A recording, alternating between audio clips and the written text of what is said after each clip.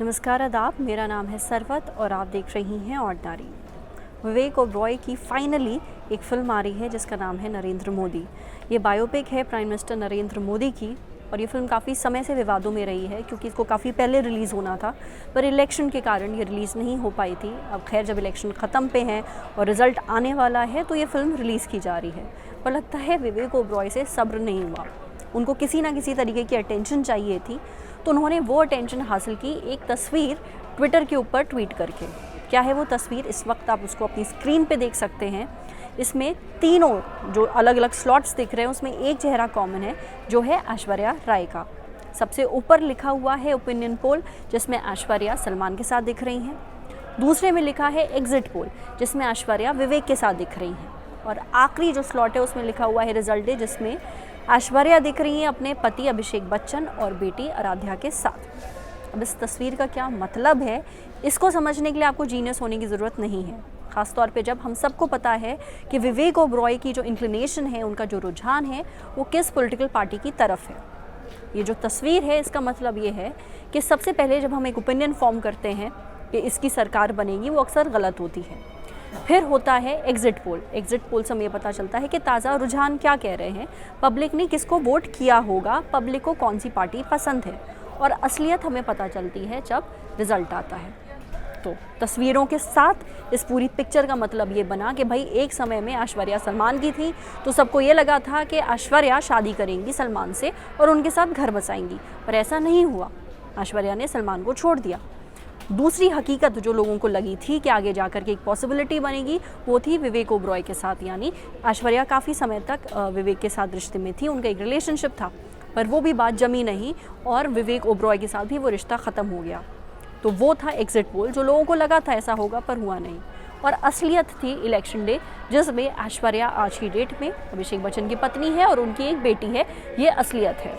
ये जो तरीका था विवेक ओबरॉय का अपनी बात कहने का, वो बहुत ही ज़्यादा बेहुदा था और बहुत ही ज़्यादा घटिया था और इसे कहने में हमें कोई शर्म नहीं है। विवेक का कहने का मतलब ये भी है कि जो इलेक्शन के जो रिज़ल्ट हैं वो भी ऐश्वर्या की तरह चंचल होते हैं। चंचल क्यों? क्योंकि ऐश्वर्या के काफ़ी सारे संबंध रहे हैं, अलग अलग पुरुषों के साथ संबंध रहे हैं और इस तस्वीर के ज़रिए वो इस चीज़ का मजाक उड़ाने की कोशिश कर रहे हैं। दरअसल जो उनको मजाक लग रहा है, जो उनको कूल लग रहा है, वो कूल नहीं है, वो मजाक नहीं है और उसी को शास्त्रों में स्लट शेमिंग कहा गया है, जिसका मतलब होता है किसी महिला के चरित्र के ऊपर सवाल उठाना, किसी महिला के चरित्र का मजाक उड़ाना उसकी पर्सनल लाइफ को लेकर के। क्योंकि ऐश्वर्या के एक से ज़्यादा पार्टनर्स रह चुके हैं, वो एक से ज़्यादा रिलेशनशिप में रह चुकी हैं और क्योंकि वो महिला हैं तो उनको शायद समाज के हिसाब से ये चीज़ें अलाउड नहीं हैं और वो चंचल हैं और वो किसके साथ टिकी रहीं इस चीज़ का तब तक पता नहीं चला जब तक रिज़ल्ट नहीं आ गया, यानी जब तक ऐश्वर्या ने शादी नहीं कर ली।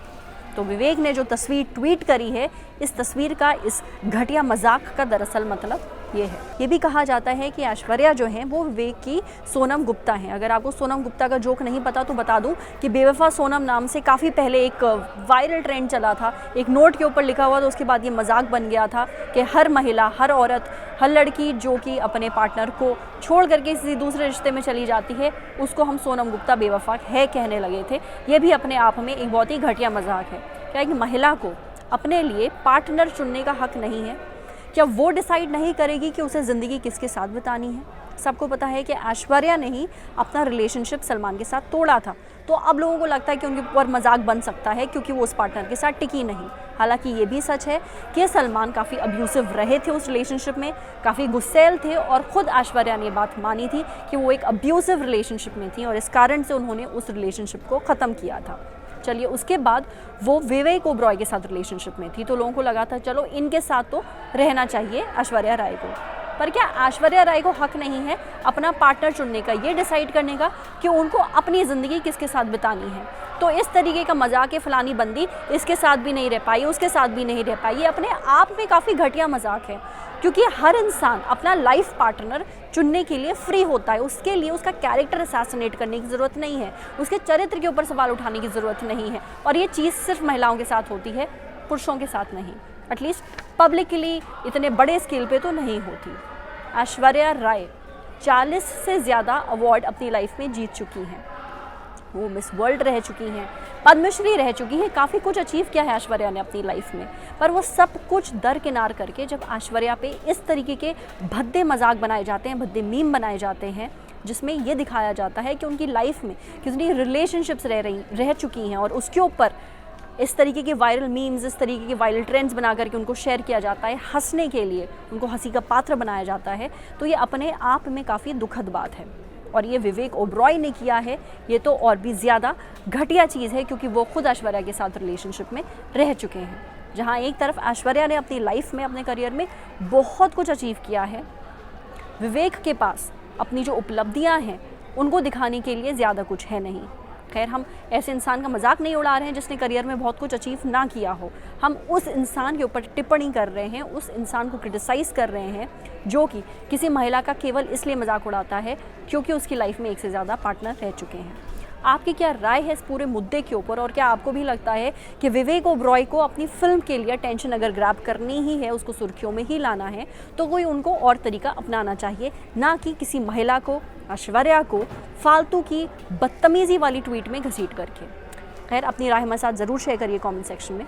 अगर ये वीडियो आप फेसबुक पे देख रही हैं तो प्लीज़ हमारे फेसबुक पेज को लाइक करिए। अगर ये वीडियो आप यूट्यूब पे देख रही हैं तो हमारे ऑर्डिनरी यूट्यूब चैनल को सब्सक्राइब करिए। साथ ही बेल आइकन पे भी प्रेस कर दीजिए ताकि जब भी हम कोई नया वीडियो अपलोड करें तो उसका नोटिफिकेशन आप तक सबसे पहले पहुँचे। Thank you.